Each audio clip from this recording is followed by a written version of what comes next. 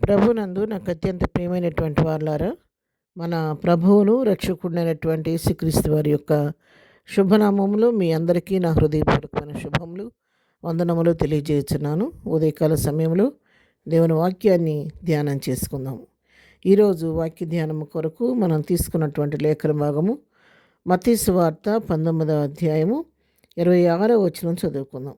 యేసు వారిని చూచి, ఇది మనుషులకు అసాధ్యమే గాని దేవునికి సమస్తమును సాధ్యమని చెప్పాను. ఆమేన్. దేవుని నామమునకు మహిమ కలుగును గాక. ఇవి మన ప్రభు అయినటువంటి యేసుక్రీస్తు వారు స్వయంగా చెప్పినటువంటి మాటలు.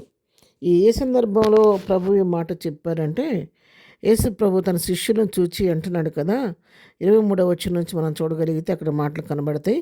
ధనవంతుడు పరలోక రాజ్యంలో ప్రవేశించడం దుర్లభమని మీతో నిశ్చయముగా చెప్పుచున్నాను. ఇదిగాక ధనవంతుడు పరలోక రాజ్యంలో ప్రవేశించుట కంటే సూది బెజ్జములో ఒంటె దురుట సులభమని మీతో చెప్పుచున్నానను.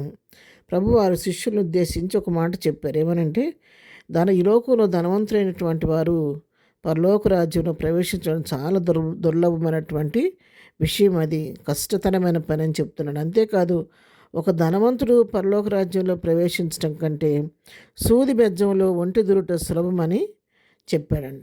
చెప్పినప్పుడు మరి వినటానికి చాలా ఆశ్చర్యకరంగా ఉంది కదా ఈ మాట. మరి దీని ఉద్దేశం ఏంటంటే, లోకంలో ధనవంతులైనటువంటి వారు అంత స్టబ్బన్గా ఉంటారని, వారి హృదయాలు అంత కఠినతరంగా ఉండి అంత సులువుగా ప్రభు యొక్క వాక్కుకు, ప్రభు చిత్తానికి వాడు విధేయులు అవటం చాలా కష్టతరమైన పని విషయాన్ని ప్రభు ఇక్కడ తెలియజేస్తూ ఉన్నాడు. అప్పుడు శిష్యులు అడుగుతున్నారు కదా. శిష్యులు ఆ మాట విని మిక్కిలి ఆశ్చర్యపడి, అలాగైతే ఎవరు రక్షణ పొందగలరని అడిగారంట. అప్పుడు శిష్యులు అడుగుతున్నారంట ఆశ్చర్యపడి, అదేంటి ప్రభువా, మరి అట్లయితే ఎవరు రక్షణ పొందుతారు? మరి ధనవంతుడు రక్షణ పొందటం దుర్లభమైన పని అయితే ఈ లోకంలో ధనవంతులు ఎవరు రక్షణ పొందరా? వారికి రక్షణ కలగదా? మరి ఎవరు రక్షించబడతారు అని చెప్పి ప్రభువుని అడిగారంట. అప్పుడు ప్రభు చెప్తున్నాడు ఈ మాట వారితో. ఏమనంటే, యేసు వారిని చూచి, ఇది మనుషులకు అసాధ్యమే కానీ దేవునికి సమస్తమును సాధ్యమని చెప్పాను. రక్షించబడతారు పిల్లారా.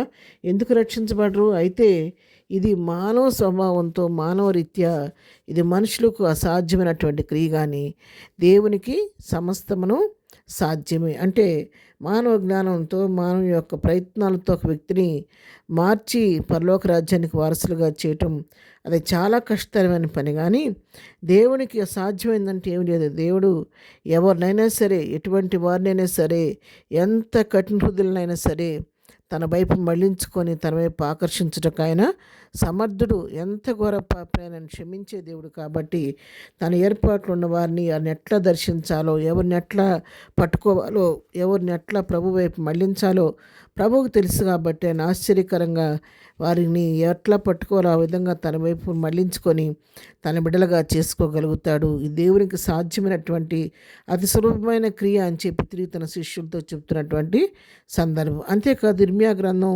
32వ అధ్యాయం 27వ వచనం కూడా మనం చూసినట్లయితే, నేను యెహోవాను, సర్వశరీరులకు దేవుడను, నాకు అసాధ్యమైనది ఏదైనా నుండునా అని దేవుని వాక్యం ప్రశ్నిస్తుంది.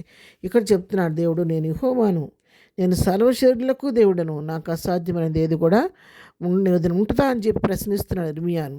అవును ప్రియారా, మన దేవునికి అసాధ్యమైనది ఏమి లేదు. మనకు అసాధ్యమైన దాన్ని అతి సులువుగా సాధ్యపరిచే దేవుడు మనది. ఎందుకంటే ఆయన భూత వర్తమాన భవిష్యత్ కాలంలో ఉన్న దేవుడు, సమస్తమును చెట్టుకు శక్తి ఎరిగిన దేవుడు. కాబట్టి ఆయనకు అసాధ్యమైంది ఏమీ లేదు. ఉదయకాలం వాక్యం ప్రియులారా, నాతోనే మీతోనే ప్రభువు మాట్లాడుతున్న మీ జీవితంలో ఏదైనా కార్యం అసాధ్యంగా కనబడుతుందా మీకు? ఇది నా వల్ల కావట్లేదని విసిగి వేసారిపై మీరు చింతిస్తున్నారా, దుఃఖపడుతున్నారా? అది నీకు అసాధ్యం కానీ దేవునికి సాధ్యం. విశ్వాసంతో ఆ పని భారాన్ని ప్రభువుకు అప్పగించండి. తప్పకుండా ప్రభువు నీ పట్ల కార్యం చేస్తాను. అంతేకాదు, మీ గృహంలో ఎవరైనా రక్షణ పొందకుండా ఉండిపోయారా? ఎంతకాలం ప్రార్థన చేసినా మీరు మాట్లాడని చెప్పి బాధపడుతున్నారా? అది నీకు ఒకవేళ అసాధ్యంగా ఉండొచ్చు. కానీ ఆ మారని వ్యక్తిని ప్రభువుకు అప్పగించి ప్రభు సన్నిధిలో ప్రార్థన చేయి. ప్రభువే వాళ్ళని దర్శించి తన రక్షణతో అలంకరిస్తారు.